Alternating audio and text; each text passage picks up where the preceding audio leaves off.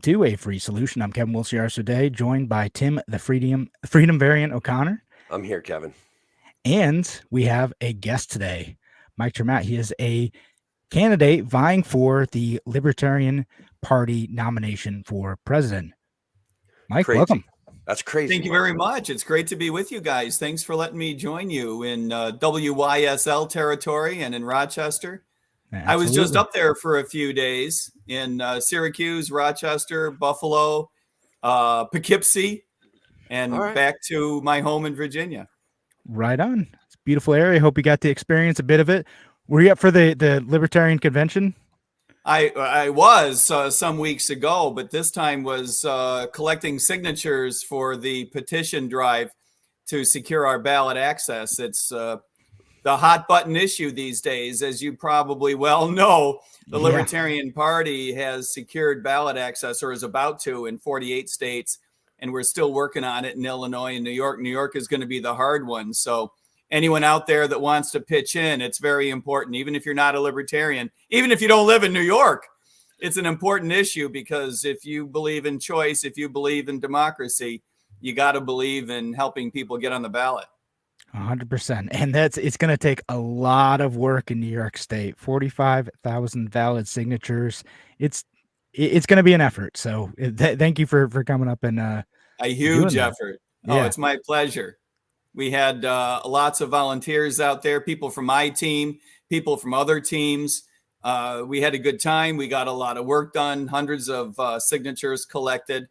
So it's worth the effort, but we got a long ways to go and not a lot of time to get it done.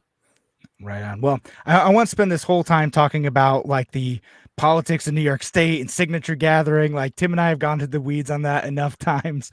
Let's just start out with tell us a bit about yourself, your background, and why you wanted to run for president. Sure. Look, I grew up a professional economist. I was in banking for a while when I got out of business school. By the way, I went to engineering school and business school in upstate New York. I was in Troy for 5 years. I lived in Albany for a couple years later on after that. And I grew up as a bit of a Republican. I was in commercial finance. I was fiscal conservative. Later on, I went to graduate school again in economics at the George Washington University. I worked as a professional economist for a long time. Worked for the White House for a couple of years. Worked as a professional advocate for free markets in Washington for almost a decade. Had my own business for almost a decade. A buddy of mine and I launched a business in strategic consulting and in executive education. I've taught economics at 3 different universities. And as a second career in public service, I became a police officer as something that I had always wanted to do. I went to the police academy at the age of 49. I was on the road for 11 and a half years in Florida from the age of 49 to 60, all as a registered Libertarian, by the way. So look, I want to jump in on this one, Mike.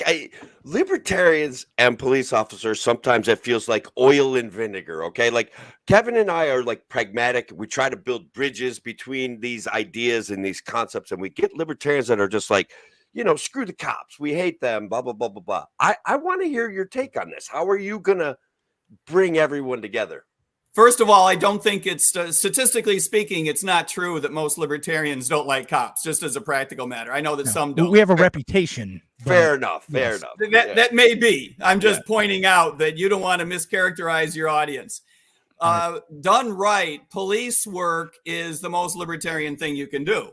Police work is all about public service. It's all about protecting life and liberty, protecting your civil liberties from the state. And of course, it has to be said that done wrong, there's nothing less libertarian, right? Fair enough. So police officers have to learn the easy way or the hard way, but police officers learn that they are the first and sometimes last offense of the Constitution. If you don't take the Constitution seriously, sometimes there's no one else out there who will. So in my view, that's the big difference between good police work and bad police work, is the extent to which you take the Bill of Rights seriously, not just the Constitution generally, but in particular, the Fourth Amendment, the Fifth Amendment, that you're out there protecting people's civil liberties. That's what it's all about, done right. So I had a great experience. I was able to find an agency that had a separate vice unit, so I didn't have to get involved with all the bullshit that, I personally feel is stupid. The war on drugs, and we had a separate traffic unit, so I didn't have to get involved with all the ticketing to meet revenue quotas for the town and stuff like that, and prostitution stings, and all the stupid stuff that we as libertarians find so revolting. I didn't have to get involved with. Mine was just bread and butter on the road, responding to calls, taking care of criminal elements, and providing service the best I could. So I had a very rewarding experience. Right on. Okay, so you see law enforcement as it, when done right, the law enforcement should be protecting all of the law. And ultimately, the law of the land is the Constitution, right? If we're saying that, it's absolutely the Fourth Amendment, First Amendment, and then also protecting property. And and I like that libertarian saying. I think that we all agree on that. Yeah, I don't think that's just me. I think that we all agree that that's the job of a police officer. We're just pissed off when officers do it wrong. Right. For sure. Exactly. Yeah. So that's and I agree again. Like sometimes people like to characterize us as like anti-police when we criticize police, because sometimes police officers abuse their power and they hurt people, right? They're not just out there making sure that people aren't getting hurt, people aren't having their stuff taken away, that there's some like justice and recompense for when someone is injured, right? That's what police and the criminal justice system as a whole should be protecting. But so you're out there doing that work. Didn't have to get in some of those gray areas of the war on drugs and some other maybe victimless crimes that. I wouldn't call it gray area. I would call it a black area. It's just places where the state shouldn't be. Right. So that's my view. And I think most police officers would agree with me. Not all, but I would say. I don't have statistics on this, so I'm a little bit out on a peninsula without a way to back this up, but I'm going to say it anyway. I think that most police officers would tell you that the war on drugs doesn't work as a practical matter. I don't know that most police officers would agree with me that as an ethical matter, the state has no business, right, telling you what you can or cannot do with your body. I don't know how many police officers would agree with that. That's something I don't have statistics on. But I would suggest that police, by and large, would agree that as a practical matter, it just doesn't work. It doesn't keep people safe. It doesn't keep people from addiction. It creates, black markets, and black markets are dangerous and they kill people. And, I've got the CPR experience to back that up. I have performed a lot of CPR in young men dying from addiction problems. And that's the result of black markets. That's not just the result of drugs per se. Right. And so we'll kind of dive into the issues a bit on this. We already have, but like there's a lot of police officers who feel like they don't really have a choice, right? Like they have to enforce the law as it is. So like they have to kind of jump in and do this stuff. So like Sure. how do police officers and society as a whole deal with that? And then B, like let's start jumping into what are some of the solutions at the federal level to maybe like roll some of this stuff back. So let's start with the first one though. Well, I think everyone has got to protest. I mean, you don't have to be a police officer to raise awareness of the fact that the war on drugs doesn't work. I think most Americans would agree with that. And I think that we should be bringing it to the attention of the people who can do something about it. Our legislators need to be reminded that Americans have a problem with these programs that don't work. Americans don't like our young people dying from addiction, dying from overdoses, dying from situations that are fostered by black markets. We need a new approach as a practical matter. Even if you don't agree with me as an ethical proposition, that the government really has no business telling us what we can or cannot do. Even if you don't agree with me ethically, you've got to agree that as a practical matter, this is a failed effort. And we need to try something different. We're losing over 100,000 young people, mostly, every year to overdose deaths. We need to try something different. And I think that most Americans would agree with that proposition. And whether you're a cop or not, I call on police officers especially to raise awareness of it, because as cops, we know that it doesn't work, right? Cops are the ones out there seeing the fact that this isn't going away, that black markets in many places are growing, not shrinking. Cops are the ones that are doing the the CPR, the first response, we get that this is just a program that doesn't work. And so, yeah, cops do have to raise awareness of it, but I would suggest that we all do, and not just libertarians, right? Right. So everyone who's seeing the consequences of these failed policies owes it. It's a responsibility as a citizen to raise awareness about it and to try to change I think it. that's well said. And, everyone is touched by it. Everyone knows someone who has lost someone, right? And so we need to speak up and take this seriously. After all, we are standing up for ourselves and for each other. This isn't merely, screw the state. Mm-hmm. There is an element of that, and that's important. And, I love that, right? But there is something more fundamental even than that. These are our people. These are our young people. This is our culture. This is our society. These are our sons and daughters. People, what are we doing? If we're not standing up for these people, what are we doing with our own lives? Like, what is so much more important about what we're doing than standing up for our young people in the face of a program that makes it worse instead of better? Okay, let me jump in again. Like, I want to hear your most practical solution to these things right now. Like, my life recently was touched 2 times in orbit, like distant orbit, but by young men falling apart and dying from it, being addicted to drugs. And they both had help in the past. They both had trouble in the past, and those 2 things combined left them hopeless. So what do we got that's practical here, Mike? What do we got? The biggest thing that we need to do is to allow people, when they are acquiring these drugs, right? If people are going to acquire these drugs, we need to allow them to do it from someone with whom they can develop a relationship, someone whom they can trust. The reason people are dying is typically, not in every case, but typically the reason people are dying is because they don't know what the dosage is that they're taking. In many cases, they don't even know what's in the product that they're using, particularly with fentanyl. The reason there are so many deaths related to fentanyl is because fentanyl is so powerful that it is a cheap substitute for other narcotics, and it's used in lots of different products. And if you get the dosing wrong, it's really a problem because it is so strong. So you need to be able to acquire this from someone who knows what they're doing. And almost definitionally, that's not going to happen in a black market. So the most important thing that you can do is get the government the hell out of it. That is by far the most important thing that you can do. Right on. I like it. Yeah, no, look, black markets are protected by violence. Black markets are protected by deliberately overdosing a kid that looks like a problem, right?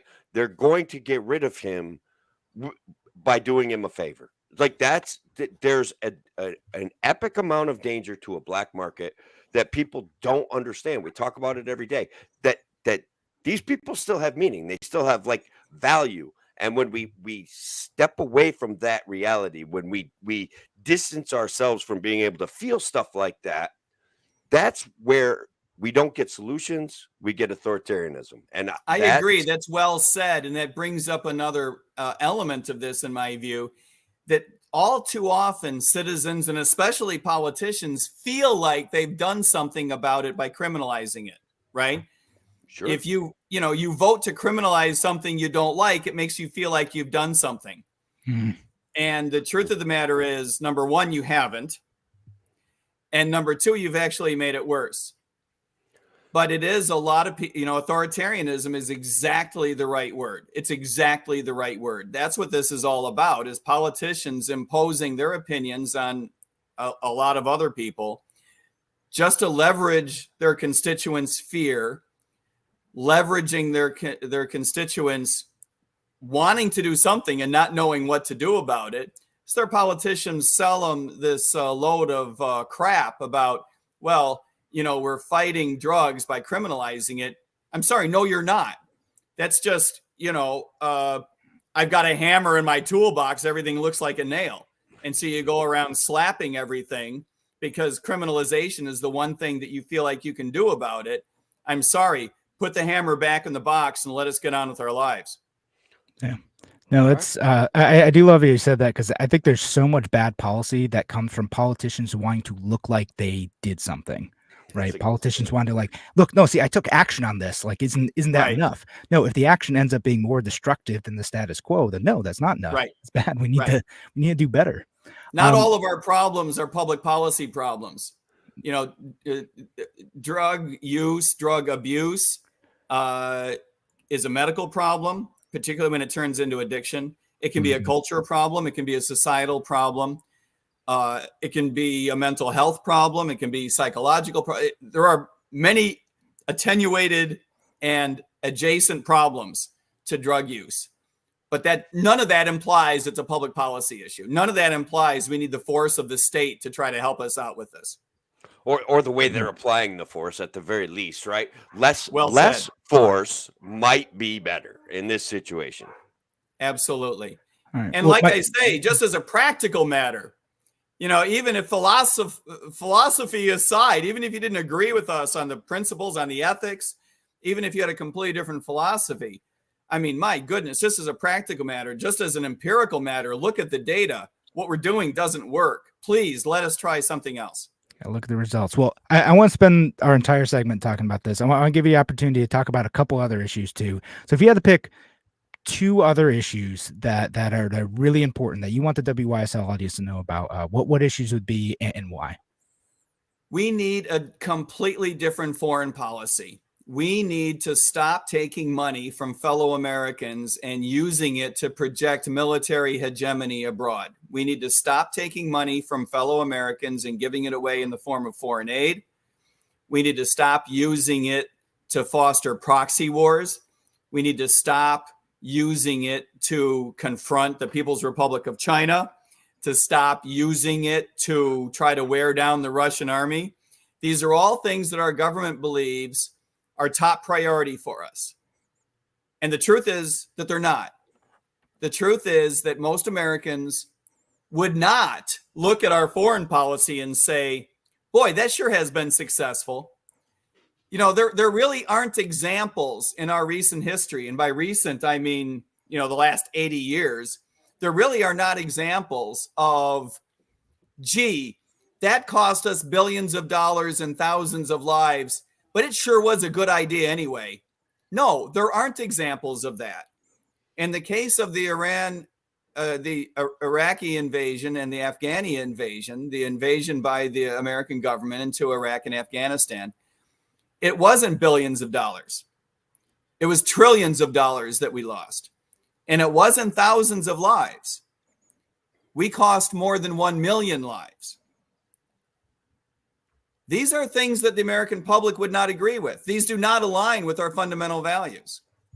And so I believe that Americans are ready for a very clear, very clean, very crisp anti-war message, both, once again, based on principles and values and ethics, and on empirical grounds. It's just not true that the American government's foreign policy has been achieving things that Americans believe in our strategic interest. It's just not true. So I think Americans are ready for that message. That's number one. Yeah. So let me like just give you one quick counter question to that, because we know what happened in Afghanistan. We know what happened in Iraq. We know that was bad. We don't know what's going to happen with like Taiwan and China, right? So people are saying, oh, well, we need to sell weapons to Taiwan and give them material support because they are of strategic importance because of chip manufacturing, and you know they're a democracy in that could be taken over by an authoritarian government. Isn't that a good enough reason to extend our foreign policy and to protect nations like that? No. Okay. No, it doesn't. Like it doesn't even clear it doesn't clear the threshold of credibility. Number one, why is it that Taiwan is so important to our supply chain? Why is that? Why is that? I can answer that. Because we have made the mistake for 50 years of accidentally telling the world that we would back up Taiwan. So we've created a self-fulfilling prophecy. We need to send the signal that if you want to invest in chip manufacturing in a place where the US government, where the Department of Defense would back you up, come hell or high water, would go to war for you, maybe I could suggest a place like Rochester, which is a place where the Defense Department should go to war to protect you. I'd like not to think Taiwan. So. We need to unwind that. And it would take years to unwind it. But the Chinese, the People's Republic of China, is willing to wait years. And that's what people don't understand, is that Washington plays a short game. Beijing does not. If you were to send this signal to Beijing, you can have your cake and eat it too. You just need to give us time to unwind. They would be patient. They do want to repatriate Taiwan, no question about it. But they don't need to do it, by next spring. They want to do it eventually. And so that they absolutely would be patient. And it's just an example. And the fact that it's a democracy, I appreciate that. It saddens me, the possibility of losing, a democratically elected government. I think that sucks. But just because I think it sucks doesn't mean that I should take everyone's money around the United States and use it to go to war over. Those are two different things. I'm with you. I think we take a look at our fiscal policy in the United States, and it doesn't look sane to me. Now, we have something in common in that I studied economics when I went to college. You're an economist. What I see and the way that it's playing out, it looks like it's going to be a disaster, Mike. So economically, I want to steer you in a direction for your second point. Economically, this looks like a disaster. We're on a crash course, a collision course with reality. The end of something. Yeah. We're on a collision course with reality. And that would be the second thing that I would flag. The federal government of the United States is going to collapse before the middle of this century, full stop, unless we do something profound in terms of changing its course. And by the way, there's no reason to believe that a Republican politician or Democratic politician is going to do a damn thing to change that course. Unless we fundamentally change the direction of our federal government, it will not make it past the middle of the century. Full stop. Can't. And I say that not, because I can see the future. It's because I can do arithmetic. It's just not going to happen. And the problem is not that you would miss it or that I would miss it. This is not an organization that adds value to our lives. The problem is that a crash in the debt market would bring down the US dollar, and that would plunge the world into a deep depression that would be very difficult out of which to climb in anything less than decades if the US dollar were to collapse. That's the problem. We need competition among currencies. We need to replace the Federal Reserve System with something that's not quite as stupid. We need to shore up the dollar and make it stronger and allow other currencies to compete with it. And we need to stop the federal government from spending so much money. We need to cap spending. Because as much as libertarians say taxation is theft, about which we're exactly right, it needs to be said all government spending is theft, not just the piece that's financed by taxation. Well, I mean, like, put a number on it then. Like, what do we? Can you get us down to where the federal government should be spending? Like, what does that look like? What's the future? If you're elected president, and maybe some libertarians get elected to Congress, we can actually change something. What does that look like from a fiscal policy perspective? We need to cap spending at less than what current revenue is. You can't let revenue increase. You can't increase taxation, right? You need to stop allowing the Fed to create as much money as it wants. And you need to stop issuing debt, okay? Once you shut down growth in all three of those, you need to cap spending at about 95% of what the revenue is that's coming. That's something like a 10% cut right away in the first moment, and bring it down by several percentage points a year until it's a fraction of what it is now. And it sounds draconian, But if you don't do that, it's going to collapse. Okay. So you can't tell me it's too draconian. Anything less than that is going to lead to an absolute collapse. So pick your poison. The reason I like a cap on overall spending is that it gets politicians out of the box of having to pick which programs to cut back. Just cap the whole thing. And then to the extent to which it bumps up against this cap, all programs take a haircut. Politicians don't have to choose which one. The problem with that, Mike, I'm with you. I see the same problems that you do. But the problem with that is the metrics that we use right now to communicate growth in the economy is GDP. The instant you cut spending to below taxation, GDP is going to contract and people are going to freak out about that. How do we sell that to them? That leaving wealth in the hands of the middle class is going to be an economic engine. How do we sell that to them? You have to sell it to them by reminding them that when the government spends your money, you're not getting any value out of it. So cutting back on government spending will necessarily slightly cut back overall GDP, but that dislocation is going to be made up. Every time you switch a job from being a government job to a private sector job, the entire nation gets wealthier. And we need to remind people of that the government is not doing things with your money that are in your interest. And so, yeah, there might be a little bit of dislocation. You're right. I'm sorry. The department, the SEC, the Treasury Department, the Justice Department might lose some attorneys who are going to be out there looking for work. And you can feel sorry for them if you want.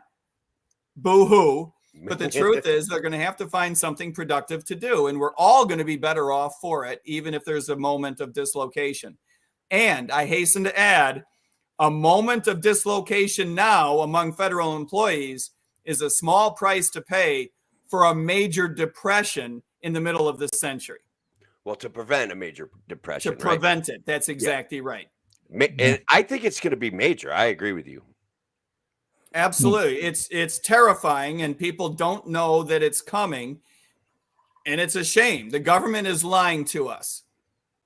And the longer we take to solve the problem, the worse it's going to be. And you see what's happening in like Argentina, right? Like it is tough. It is draconian. And you don't want to get all that deep before you have the guts to elect the next Javier Milei. We have an opportunity now to stop the duopoly in charge of our government.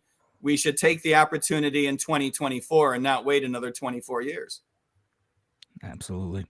Well, we've now gone about 8 minutes over, which is fine. I will creatively edit the rest of the show so we can make sure we make this work.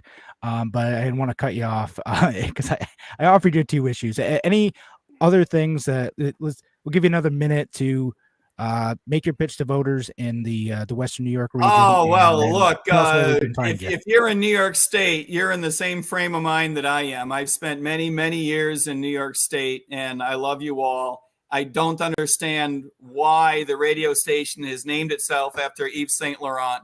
I've been to Rochester many times. I love Rochester. I made a lot of friends at RIT. I went to RPI, and I was in Buffalo and Syracuse recently. So I got a lot of friends out there and in Poughkeepsie.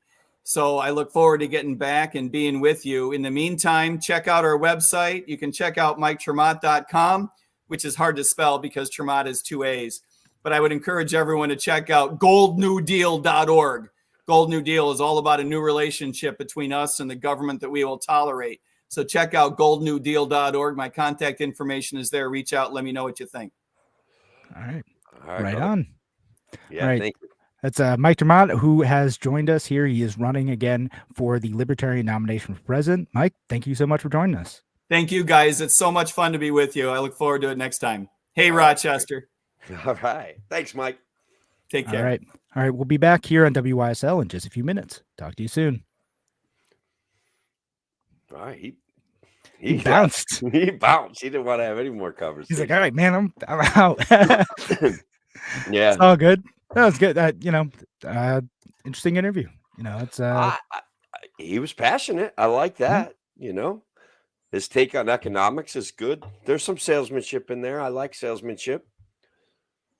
Yeah, no, I mean it's part of it. It's a matter of like as we kind of talk about, communicating that message too is important. And I think some good things that Mike did is that, focusing on the war on drugs is like it's less about like screw the state. It is about like the people who are impacted by the war on drugs. It's the consequences of it, right? It's the failed policy and the broken lives that have resulted from bad policy that, at my most generous is like well-intentioned but misguided policy, and at worst is cold, indifferent, and cruel policy. But painted like it's fluffy bunnies with cute little ears and a fresh pink nose. Like it's just they put names on things that destroy people's lives. That's how a lot of stuff is. Like it makes it seem like, hey, we're trying to help these people who are addicted to drugs. Do you want people to be, addicted to like these different substances? And well, no, of course not. But like the way you're going about it isn't helpful. It is actively harming people. It is breaking lives instead of like treating it as a medical issue and getting people the help that they need. We got a comment from Twitter, one of our worst comments ever. I'm not even sure I want to say it on the air, but he's like, oh, one of my friends that is trying to start his own political party, which I think is like, okay, good luck with that. It doesn't really, cool, man. He's like, how does the boot taste? And I'm like, you've got to be kidding me. You've got, Tim, you have to be kidding me. That's all I want to say. You've got to be kidding me. It's the boot taste because he's a former police officer. I don't know if that's what it was yet. He'll give me some more feedback. Well, I'm sure. I mean, like I just assumed it was the police officer thing, which again, like I've said before, I have no inherent problem with police officers. I think that police serve a like useful function in society, like when done right. And it's interesting that apparently he had a career in which he was just going after, the folks who fit into his framework. But I think a lot of police officers are in tough positions where they recognize how some policy doesn't work, or they maybe start out saying like enforcing these policies through the war on drugs or on sex workers and other stuff, and start to recognize like how it's maybe not all that helpful. And they get in tough positions, but they're still doing their job. They're still required to do that.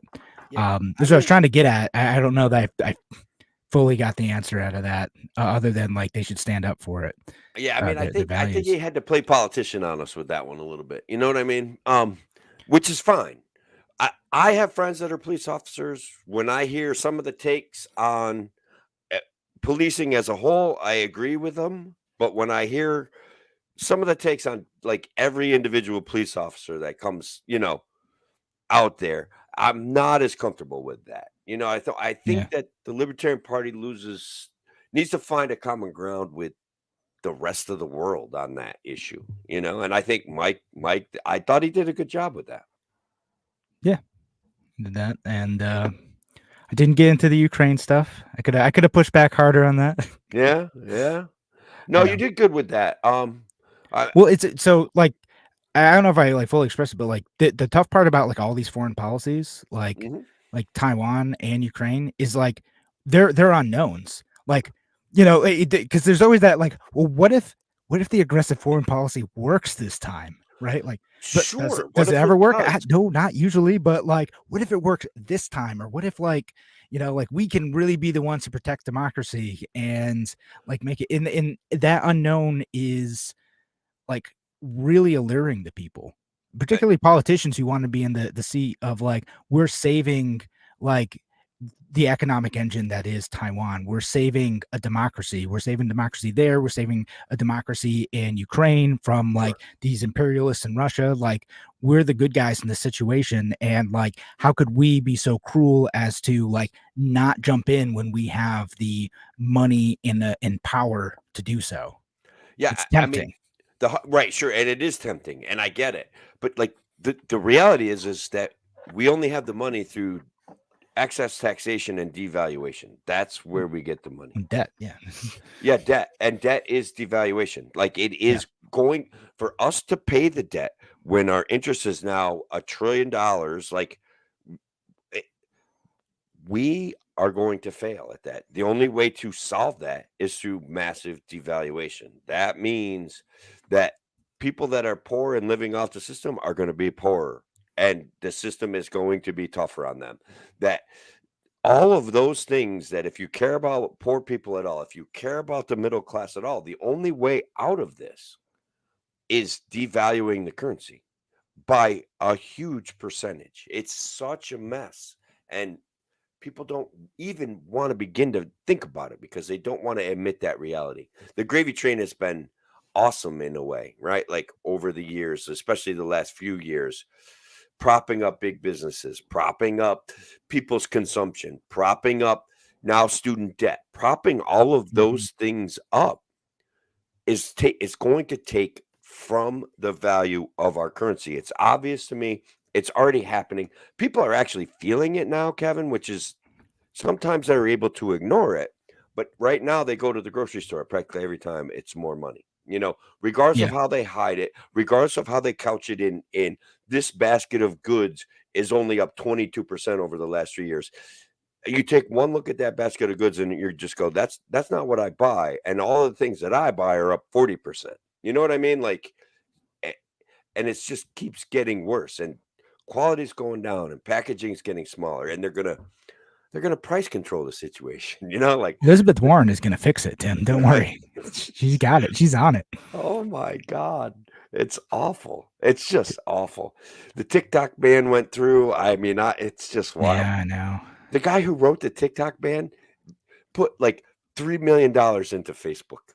Like that's just smart investing. Like he knows. He's just an astute investor, everybody. Yeah, he's smart. It's just amazing, Kevin. It's amazing. So we should get back to the regular show, our regularly scheduled program.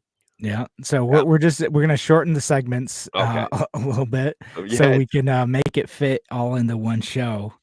What do we got? Like a 7-minute segment? This next one. I'm just gonna do 2 11-minute and 30-second segments. All right, that's fine. That's perfect. Yeah. So we'll just do a couple shorter ones. We're gonna make it work. It's all good.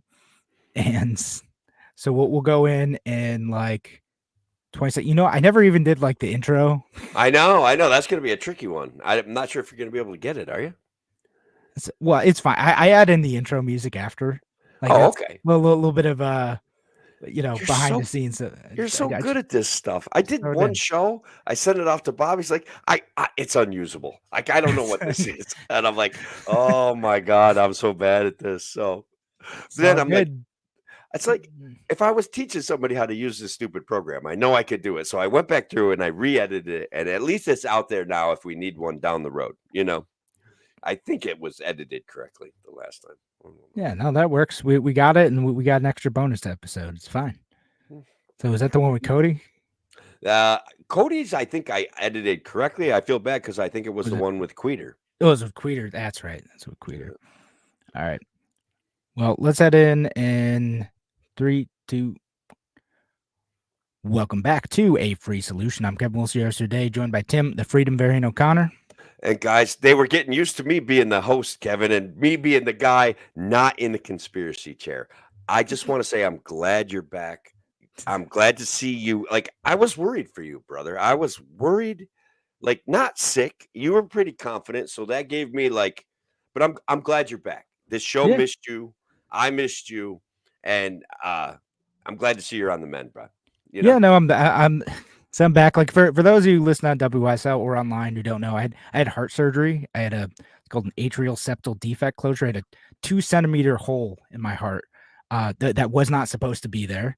So they patched that up. So I was in the ICU for a few days with that, and and then I ended up going back into the hospital briefly. Got a little AFib going on.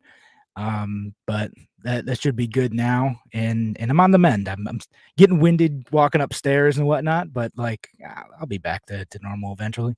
Yeah, well, you get to be 58, and that's just like every day, I'm young and take my health for granted right now, so like I don't like it. I bet. Yeah, no, I get it, man. I'm just glad you're back. That's all. Yeah, no, I'm glad to be back, and glad you're able to do a few shows with Sean and Cody and Tom. So yeah. Good stuff. Good. It was good to have those guys on. They were great guests. Sean brought a lot of information. He went down the conspiracy theorist wormhole and the pop culture wormhole, which I love. And thankfully, you reel us back in from that because it feels dirty. When I'm talking about Tucker Carlson and Joe Rogan, it feels dirty. No, we end up pulling it back to policy. Like his show is like very much about that, which it's an entertaining show, and it's great. He comes with a lot of information. So Sean's a lot of fun. And eventually, folks, I'm going to get those up onto our podcast thing as well. I've got to just find the time to edit those. But yeah, so we will, speaking of which, we will stop talking about me eventually soon and start talking about some actual policy stuff, some stuff happening here in Monroe County and a handful of other issues as well. And so should we talk about the Monroe County district attorney situation? Did you? I don't see how we don't, Kevin. Yeah, Tim, did you see making the news? She is actually kind of making a stir nationally. Good for her. And so Monroe County District Attorney Sandra Dorley was pulled over in a traffic stop. I think it was about a week ago, but the footage didn't come out until like Friday, the body cam footage. Yeah. And in full disclosure, like we actually, the Libertarian Party had endorsed her at one point in time for our ballot line. And the reason why I'll say is because I liked her at the time is she talked a lot about her initiatives for like deferral programs, like young people caught up in like bad activity, like how do we get them not in the criminal justice system, but find them in diversion programs to maybe like get their life back on track. And that's what she said the focus of her work was, right? And so and we had interviewed a Democrat candidate who mostly talked about like punishing people more. Oh, we're just punishing the wrong types of people, and we got to punch other people more. And I'm like, all right, that's not what we thought you were about. Okay, cool. Thanks. Yeah. And what a surprise, though. Like, it's weird when authoritarianism grabs a hold of somebody. You know what I mean? And they're just like, this is the solution. And it's like, that doesn't sound like a solution. If you're not thinking it through, you're not examining human consequences. I thought our guest, Mike ter Maat, was great on this stuff. But what the Monroe County DA did. Yeah. So she played the club card. She's like, I'm in the club. Yeah, basically that's what she did, and that's why a lot of people are upset, because what happened was she was going allegedly she was going 55 and a 35, and a police officer attempted to pull her over in Webster, New York, and she didn't pull over. She just kept going, and she kept driving towards her home. She, on their way, called the chief of police and tried to explain that she wasn't a threat, and right to the top. Yeah, she's a DA, so she's working with all these police departments all the time. So she called her person and said she wasn't a threat and she wasn't going to pull over, and she had home. And then the police officer, of course, followed her home, lights on, sirens on, went there and was like, hey, this is a traffic stop. Like you need to stop and talk to me, right? Like you're being detained. Yeah. And the police officer, like, good for him, by the way, like who kept his cool the entire time, like in a tough situation, and must have at that point in time realized who he was pulling over, but stuck to what he was doing, because the law should be applied consistently, and I think that's fair and important. And sure. He tried to issue a speeding ticket, but she was very rude to him. It swore a couple times, tried to close the door, tried to walk into her house. And basically, she pulled the like, don't you know who I am card.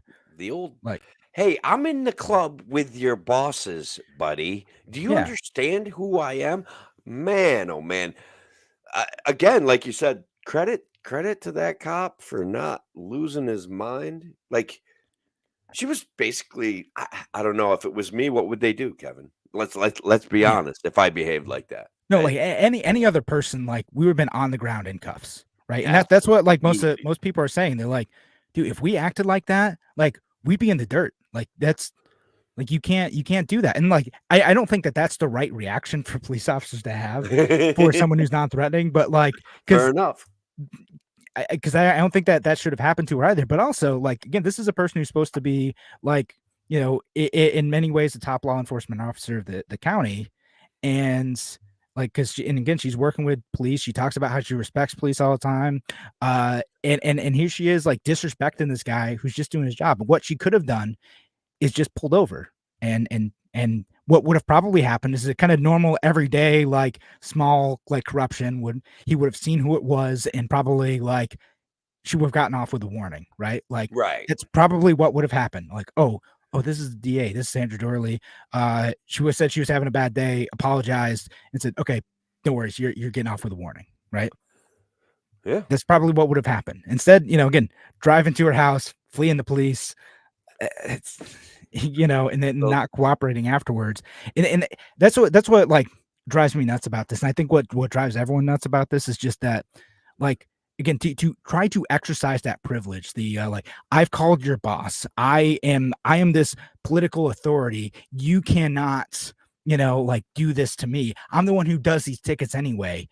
Which is what she said. She's like, I'm the one who does these, and so like, and which she wouldn't, right? Like when it's her, she's not the one involved. It's her office still, people acting under her authority, but like someone else does it.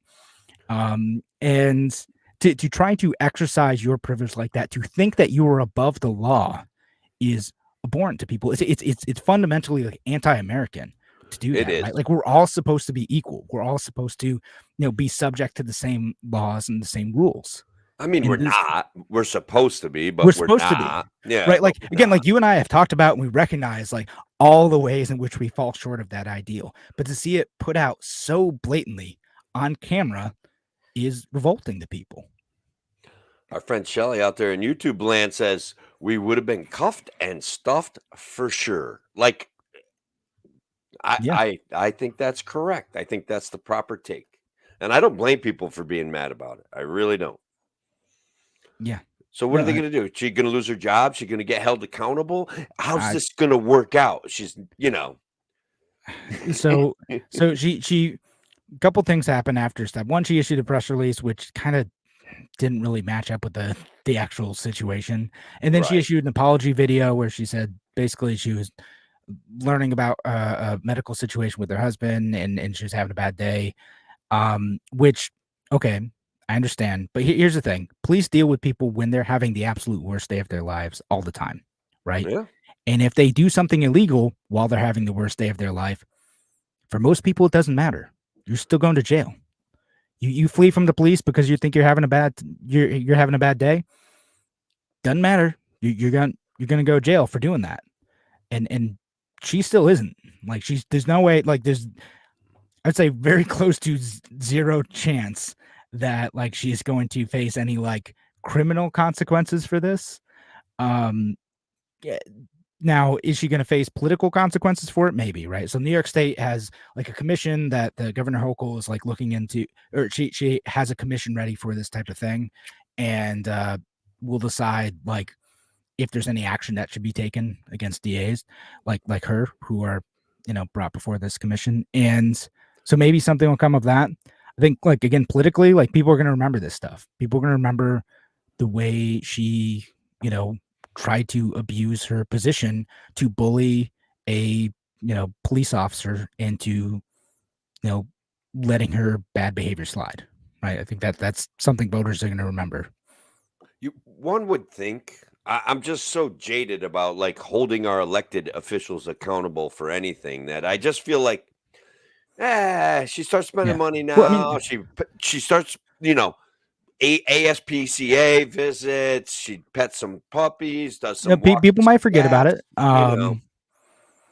And the thing is, like the local GOP, they've come out and been like, we fully support her. She's given like 30 plus years of her life to like supporting law enforcement. Yeah. And putting bad people behind bars and fighting for justice in our community. And so like making a bunch of excuses for it. But again, I can't get behind it. Like it doesn't matter. Again, I told you, and I started out with this, like, I liked her. I like what she was trying to do within the confines of the DA system. There's some things I like what she was trying to do. Sure. I endorsed her. I put my name behind that. Okay. In addition to the parties, and this now is the thanks you get. Yeah, no, right. That anyone has ever cared about that. But like that's, it's just, it's not great to see, and I can't stand when politicians. I cannot support any politician. I hope she resigns. Like, Right. It's just that type of abuse of power is is so fundamentally against what like our republic is supposed to be about that anyone who does it should go. That's where I am on it. Maybe she'll resign, and then Maybe that way, aren't they obligated to appoint a Republican if she resigns, or no? Is that not how that works? I don't think so. Okay. Which is why the GOP is like kind of closing ranks. Correct. It's an office that they actually hold in New York State, even though the chances of them electing any more Republicans at the county level it's going to be tough for the next few years. The numbers just aren't looking good in Monroe County for Republicans. So I hate to be this way, but they've done it to themselves. Like they've collaborated when they shouldn't have collaborated. They haven't drawn clean, bright lines about freedom and the necessity to further the goals of liberty ever. They participate in growing the government. Like they're supposed to be at least an opposition party. They are not. Yeah. So, all right. Well, on that note, though, we have to head to break. Thanks again for joining us here on A Free Solution. We're going to be back in just a few minutes. Talk to you soon. All right. I went over like 2 minutes again. Did we really? Oh my God. Yeah, I know. It's all right. It's terrible. This show is going to be a nightmare to edit. Oh, good. Sorry. I luckily I'm not working right now, so I have like some time during the day when I'm not resting. Extra time. That's all right. Thanks for welcome back, Patricia.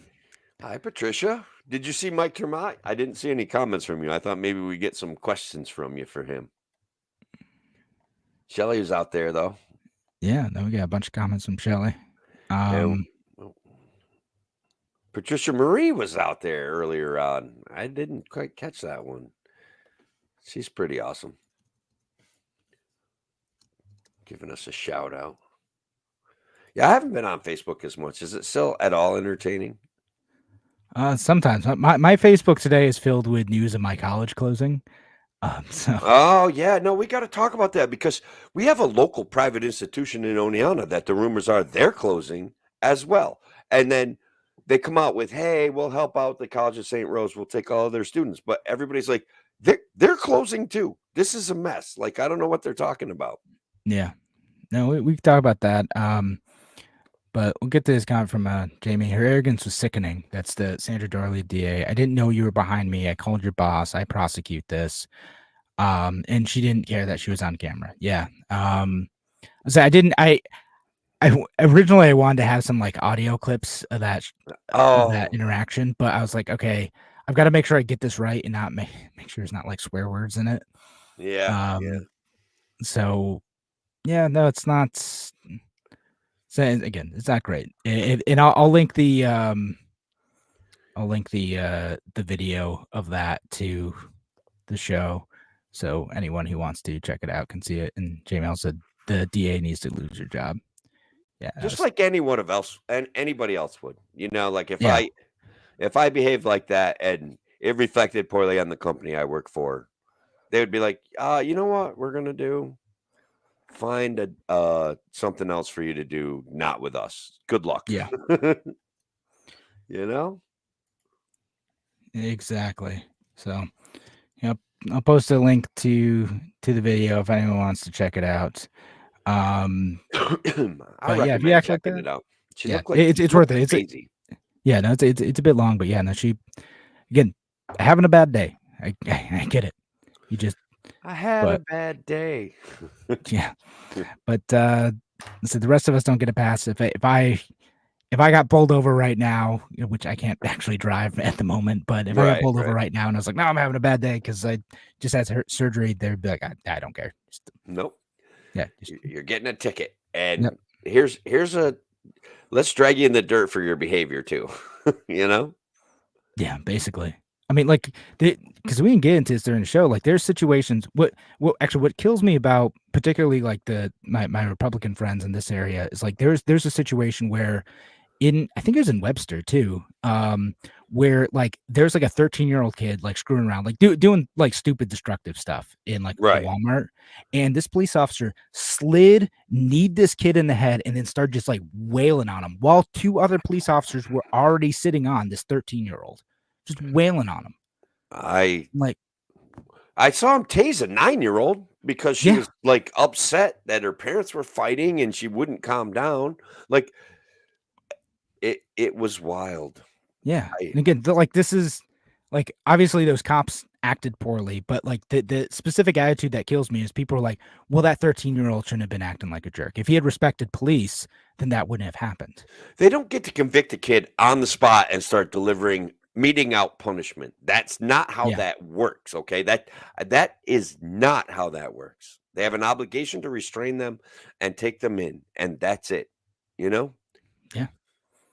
That's it. And like it was just excessive, and people were just like, oh well, that kid deserved it because like he was running away from the police, or you know, it wasn't complying with orders. What was your DA doing right there? Right. Did she deserve to be tased or like to get kneed in the head? No, she didn't. But neither did those children. Right. Okay, well, we've gone full circle, Kevin. I know. Okay, so we got like 10 minutes of showtime left. We'll talk briefly about the that poor kid who just yelled, "I'm the DA." Jamie, that's a good one. Well played. Yeah, and if the 13-year-old was at a hospital, nurses would not have tased them. Correct, right? Like they sometimes need treatment. That's a reality. Yeah, that's true. So, all right, we'll briefly talk about the Trump presidential immunity thing. Yeah, because I think all it's kind of for related.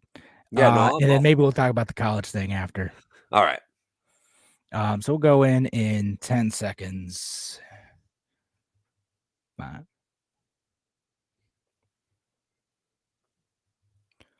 Welcome back to A Free Solution. I'm Kevin Wilson here today, joined by Tim, the Freedom Variant O'Connor.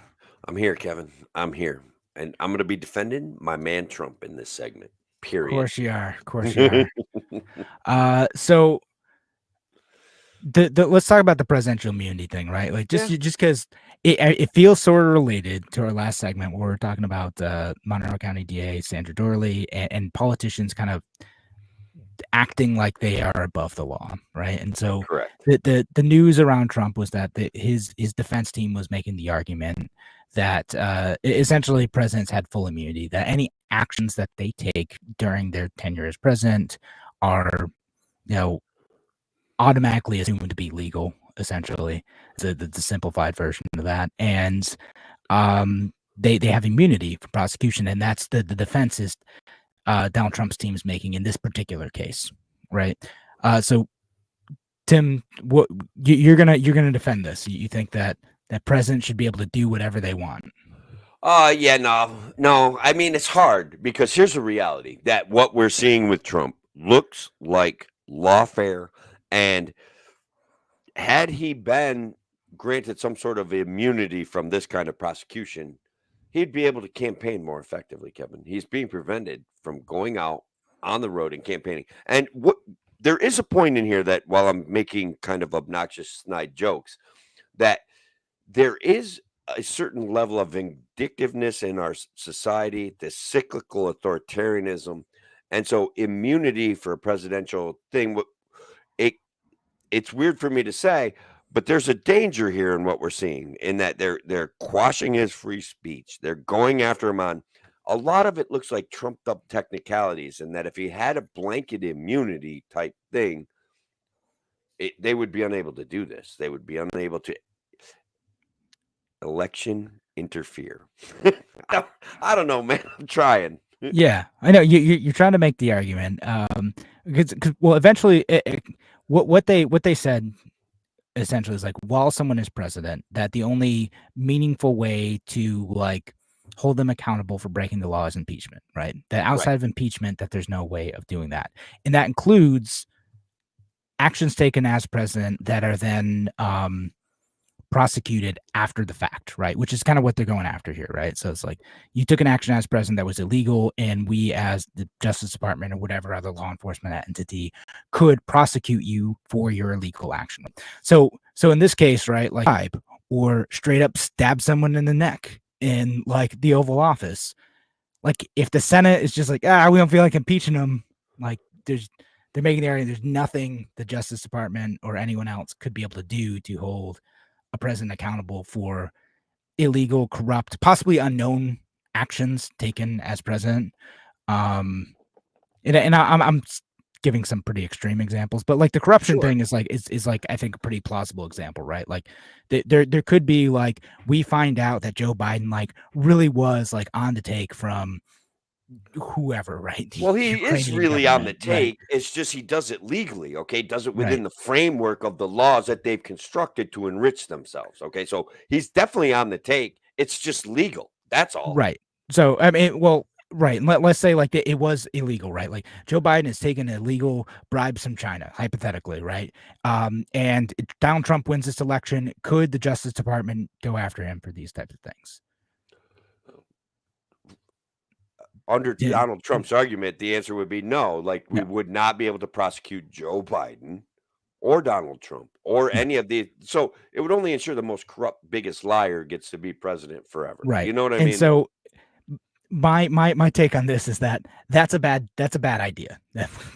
that we should allow presidents after the fact to be held accountable for any crimes they commit in office. Again, regardless of whether or not the accusations against Donald Trump are valid or not, like I think this is a good and legitimate power of government to be able to go after former office holders for any actual crimes they've committed in office, right? And if that person happens to be running for office again, like that doesn't matter to me, you know,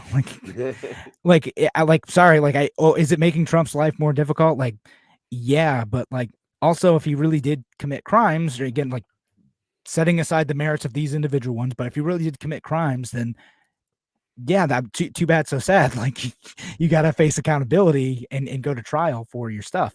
And if that makes your campaigning life harder, well, too bad, whatever. right? Like, too bad, so sad. Too bad. Yeah, I don't care. I don't feel that sympathetic. You know, like if who's that senator from New Jersey? Bob Menendez. Bob Menendez. Right. He's right? fine. Like, if he's facing trial during his election, like, are you going to shed any tears over that? Like me, no. And John Fetterman won't either, which he's pretty awesome. Like honestly, Fetterman may be my new hero, bro. Like he's okay. He is kind of fun, but all over that guy. So look, it gets confusing because there is this whole issue of in Nixon versus Fitzgerald in 1982. It was ruled at the Supreme Court level that the president has absolute immunity from civil damages in actions regarding conduct within the outer perimeter of their duties. So Trump is trying to extrapolate that into short form absolute immunity. Right. Yeah. I mean, basically, it's going from qualified immunity to absolute immunity, right? That's right. Because like presidents in some sense do have a level of qualified immunity, right? But right or wrong, they do. If they're doing something that's if they're doing something that's within the bounds of the legal scope of their job, which if, as a president, like does actually include killing people, then they're immune from that. Like they can't be held civilly accountable for doing something that is within the legal scope of what they are supposed to and allowed to do. Correct. So, so that was what the ruling for the in the Nixon case was, right? Then there was the Clinton versus Jones in 1997. The court ruled against temporary immunity for sitting presidents from suits arising from pre-presidential conduct. And so the Stormy Daniels case, he wouldn't get out of that anyway, right? Like he wasn't president then. Like it would still be something they could argue over in court. Yeah. And so really like this specific case is, you know, something he did in office that is allegedly outside of the scope of the office and therefore not protected by his like qualified immunity should he be immune from those actions. And and then again, they are making the political argument that you made too, that this is functionally election interference, that the Biden Justice Department is bringing these not for the sake of seeking actual justice, but for the sake of making it difficult for his opponents to win. It certainly on some level, and not even on some level, a lot of it appears like that, to me, because they get in the weeds with their discussion. They made charges that were abstract, and then they are trying to bring it home at a time when I think it's inappropriate. They could have brought this home at January 7th. They could have brought this home, 2020, right? Like they could have went after him then and dealt with this then, and either lost or won their cases then. And arguably then the claims were they didn't have enough evidence to prosecute him, and now they've found the evidence over time. I don't buy that argument. That argument is always something that's non-persuasive to me. Finding evidence that these lawyers that are making $450 an hour aren't incentivized to go find evidence when they can charge their $450 an hour. Like, I'm not persuaded by that. Does that make sense?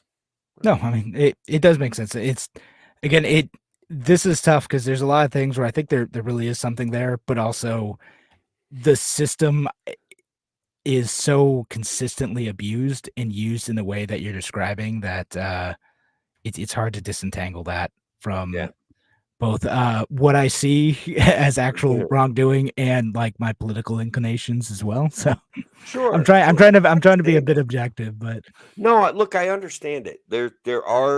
I understand some of the arguments about, oh my God, look how much trouble he is in with all these courts. And then I try to examine the issues that are being presented in the courts, and I'm like, no. Like, I think some are legit, some are very silly. Like the New York ones, like, oh man, the New York ones are so dumb. But it just total reach. But we can't jump into that too much because we are out of time for the show. Oh, man. All right. Well, thanks again for joining us here on A Free Solution on WYSL. Appreciate y'all being here. Have a great night, folks. Take care.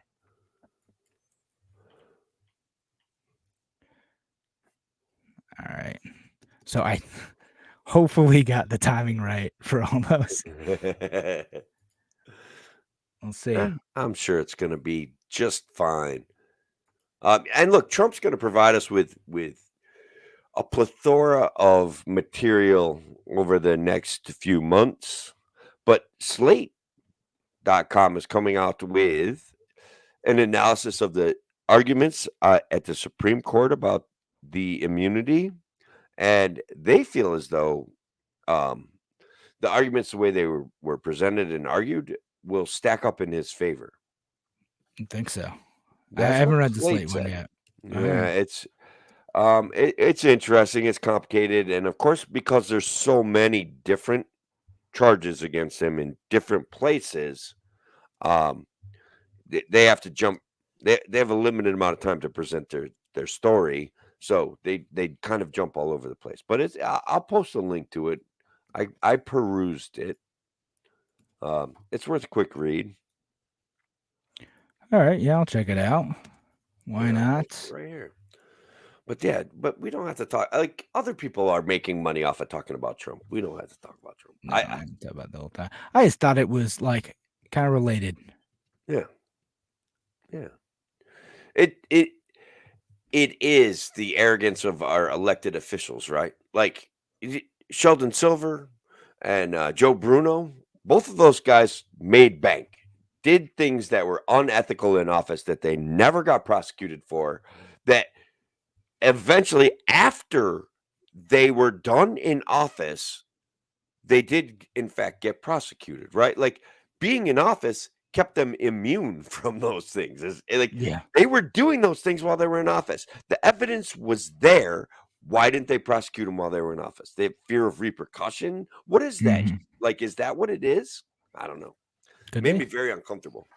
Yeah. It was absolutely. And people were like, I called into a radio show, and the guy's like, so what do you think? I'm like, Joe Bruno is absolutely guilty, and he will absolutely not get convicted, or something like that. Like, I don't know. I made some random anti-government rant.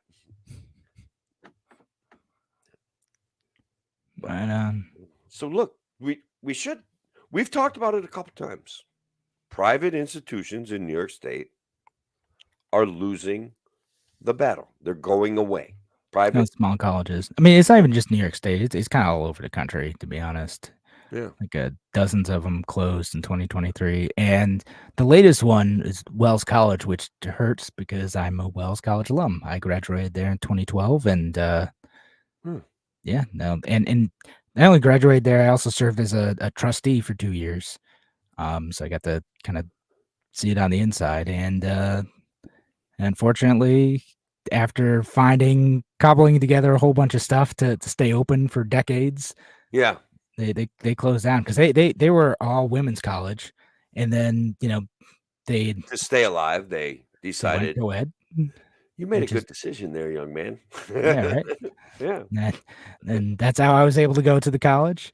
We went co-ed in 2005, and because they were desperate, and that was their Hail Mary then. And then, in 2013, they're in 2012, 2013, they're kind of in rough shape too. And they brought in a new interim president. They made a bunch of capital improvements, brought in some new majors, kind of seemed to work for a bit. And this time they closed. But again, they're unfortunately in good company. There's other schools like Casanova, Medaille, trying to think there's a handful of others in New York State that King's closed. College. King's College, yep.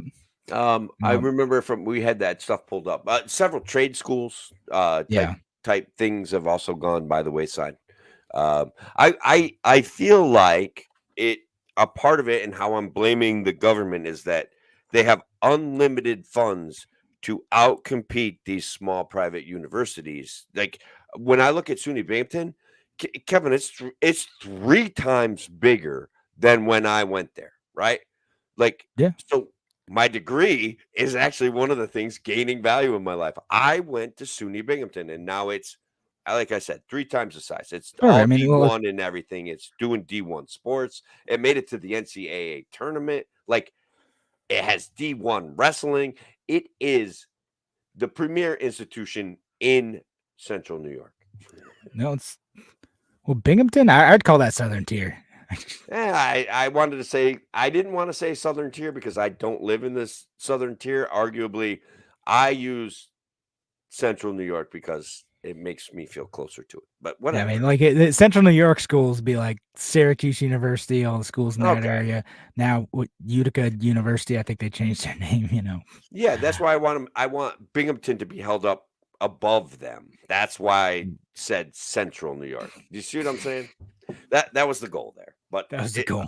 You called me out on it. Fair enough. Yeah, but like you're right though. Like the state schools though, for instance, are eligible for the Excelsior program, which if you agree to stay in New York State, you can get your tuition covered.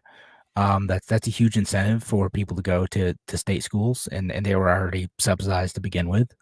Like the college itself, like at Wells College, they blamed like a couple issues. They said like the global pandemic, shrinking pool of undergraduate students nationwide, inflationary pressures, and overall negative sentiment towards higher education. Now I'm quoting from like their like closing release. That's what they blamed for this. I mean, what do you think of those? I do buy into the pandemic conditions set up by New York State in New York State for New York State universities. I know that people were very unhappy. I know I had family members. Can you imagine paying for like a residential college experience and having to sit in your dorm room, not interacting with anybody for weeks and weeks?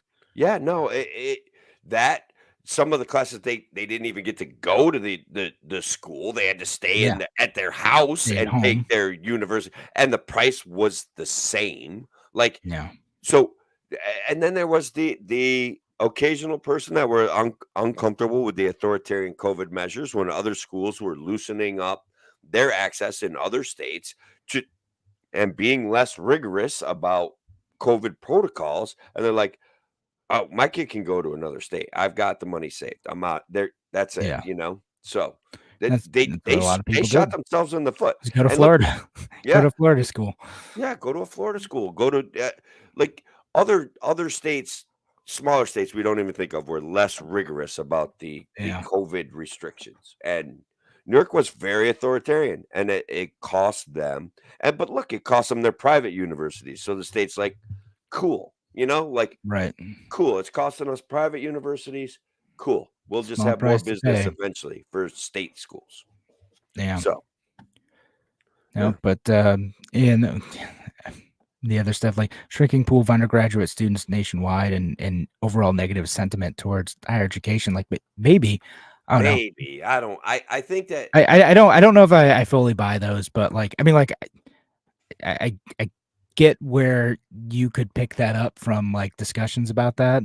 Um, because people are skeptical of higher education. I've talked about my skepticism towards like it isn't always the right thing for people to do to jump right into a 4-year school, right? Like it's sure. sometimes it's like if you're not really sure, maybe going to school can be great for you, or if you're the type of person who's like not going to take your academics seriously, you're just going to screw around. It's going to take you 6 years to finish a 4-year degree that's not going to be super valuable to begin with. Yeah, it's not always the right thing for everybody. No. Look, I'll be honest, like, I'm very proud of my Binghamton University education, but I I think that overall, my life would have been less stressful had I not gone to college because I've always even when I was going to college, Kevin, and I didn't necessarily have to, but I worked all the time. Like, I am a guy that likes to get up and move around. Like, university did not facilitate that. Like, I've I don't even know if it's high energy, it's just ADHD something, right? Like, it's just, like, not for me? So but I did it. I got it done. Took a Yeah. while. I I kinda, like, went and opened a bar halfway through, and I'm like, "Yeah, I'll go open a bar for you, don't worry about it." And then I'm like, "Damn, I'm so close to get." Well, I wasn't halfway through, it was, like, my senior year of college. I'm like, "Yeah, I'm out of here," and I moved to Syracuse, and I started working in a bar, right? And I'm like, Alright, I'm working in this bar all the time," and then I'm like, alright, then I got a job in another bar, and then I'm like, "You know what? I should probably go back and get my degree." I had, like, 125 credits, right? That was enough for a Close. degree. They just weren't in the right spaces, so I had to Right. go back and take, like, 5 classes, and I'm like, "Psych, got my degree." Just the way things Well, go you for this have it, guy. right? Yeah. But your situation, a lot of people will do that though, and they just won't finish it, right? Yeah. Like they'll just be like, okay, I have all these credits, I've taken some college, and then it just kind of hangs out there, Yeah. and then they're in a lot of debt without having the degree. That's the folks I'm talking about. And again, I've Yeah. seen that happen to people I care about. It's they spend a bunch of money thinking that college is right for them. Turns out it really wasn't right for them, and but they kind of got pushed into it, and then they have a bunch of debt and nothing to show for it. That Yeah. stinks. I mean, it was a nice escape from my local community for a little while, for sure. And I did okay. Obviously, like, had anything excited me, not obviously, but had something excited me, like, sure, I'm knowledgeable in economics, right? I can speak to economics, but had something excited me or caught my attention while I was there, perhaps I would have been like, a rocket scientist, for example. But like it just didn't really There you land go. with me. Yeah, that's fair enough. But I mean, and then getting out of your home is important too. Like, here's the thing: like, college ends up being this proxy for like growing up for a bunch of people. Because I saw it, Sure. especially as an RA. Like, a bunch of these kids, like, they get in and they have never been away from home for like more than a few days. Some of them, like, and I'm not joking. Like, Right. they this is their opportunity to get out on their own, make friends without their parents, like learn how to do laundry, like Awesome. do like training wheels adulting, right? You still Yeah. got your meals prepped for you, Yeah. like in most cases, but Yeah. it's Well, you training just gotta wheels adulting. walk to the dining hall, right? Like, there you Yeah, go. Yeah. I had exactly. actually left home when I was 16. I was still in high school. And I'm like, see you later, suckers. You all suck. I'm out of here. You're a bunch of crazy lunatics. And then I went back for a short period of time. And then I still managed to get myself into SUNY Beta. Like, my grades in high school were still good enough, even though I had this tumultuous like lifestyle when I was 15, 16. It was wild. Yeah. Wouldn't change it for the world, though. Right on. Yeah. Shelly says, I was an exchange student in Mexico, and they tried to keep me from graduating because they couldn't read my transcripts to first school board and asked why Spanish teachers couldn't translate. Yikes. That's Big pretty yikes. funny. Yeah. Big yikes. Got him. Oh my God. Oh no. All right, brother. Did you catch the Uncle Bozy thing? Your president? What did he do? Oh my God. He's just speaking extemporaneously and off the cuff after a press conference, and he said something about his Uncle Bosley. Oh, wait, the cannibal thing? The cannibal thing. Oh my gosh, yeah. I did see that. Oh my God, he's lost it, man. And for God's sakes, like to work in that White House and to try to come up with a defense of those things.